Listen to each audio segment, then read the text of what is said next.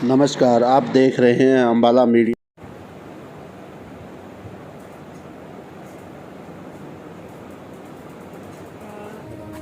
अभी तकरीबन एक हफ्ता पहले आम आदमी पार्टी अम्बाला की पूरी टीम ने एक प्रेस कॉन्फ्रेंस करी थी, जहां हमने जो अम्बाला में एक अंतर्राष्ट्रीय फुटबॉल स्टेडियम बन रहा है उससे जुड़े हुए बहुत ही संगीन कुछ मुद्दों पर हमने रोशनी डालने की कोशिश करी और प्रशासन का, मंत्रालय का, डिपार्टमेंट्स का सबका ध्यान उसकी तरफ आकर्षित करने की कोशिश करी।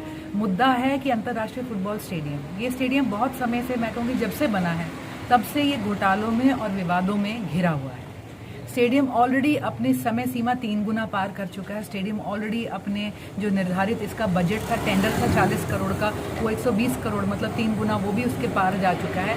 और सबसे आज जो हमने मुद्दा उठा रखा है, जो पिछली कॉन्फ्रेंस में भी उठाया, वो इसके आर्थिक और इसके बाकी भ्रष्टाचारों से अलग उठ के एक बहुत जो बड़ा संगीन इशू था वो था इसकी स्ट्रक्चरल इंटेग्रिटी, इसकी एक्चुअल फिजिकल फिटनेस, इसके जो स्ट्रक्चर है उसकी सुदृढ़ता, ये इसका जो बिल्डिंग खड़ी है, पवेलियन खड़ा है, इसकी सुरक्षा को लेकर हमने मुद्दा उठाया।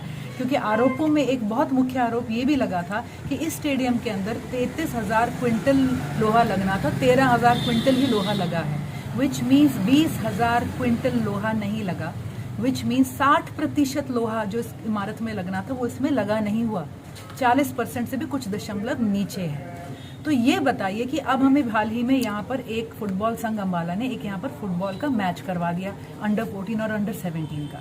जब तक ये मैच स्टेडियम नहीं खुला था, हमें था कि सरकार इसकी सुरक्षा को लेकर कुछ ना कुछ कदम उठा रही होगी।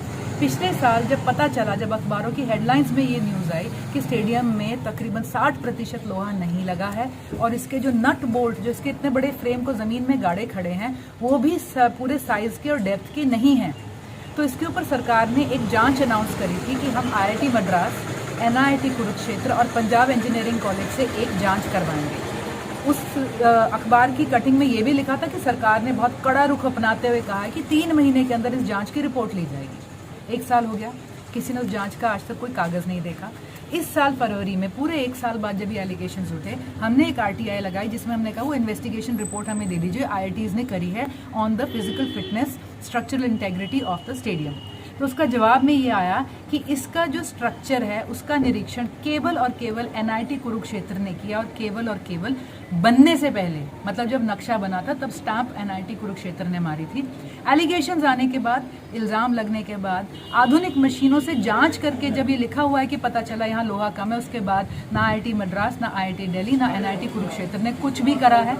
और इसके ऊपर जो चौथा कॉलेज लिखा हुआ था, जो कि था कि पंजाब इंजीनियरिंग कॉलेज, उसका भी एक लाइन में लिखा है कि हमने उन्हें गुजारिश भेजी हुई है, रिक्वेस्ट सबमिटेड है कि आप टेस्ट कर दो। गुजारिश एक्सेप्टेड, क्या कोई आ रहा है, क्या जांच हुई है और वो रिपोर्ट कहाँ है। हमने एक हफ्ता पहले भी ये बहुत बड़ा रेड फ्लैग दुनिया के आगे उठाया कि प्लीज़ इस स्टेडियम की फिटनेस रिपोर्ट के बिना इसमें कोई मैच कराना लोगों की ज़िंदगी से खिलवाड़ है, बच्चों की ज़िंदगी से खिलवाड़ है। ये मैटर तो उठा सो उठा, कुछ ही 1-2 दिन बाद एक और खबर आ गई कि अब एक सीनियर्स टूर्नामेंट स्टेडियम में कराने की तैयारी है।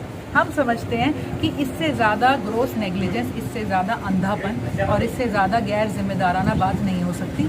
120 लोगों की कैपेसिटी का पुल मोरबी जब गिरा था ना, तो 135 लोग मरे थे।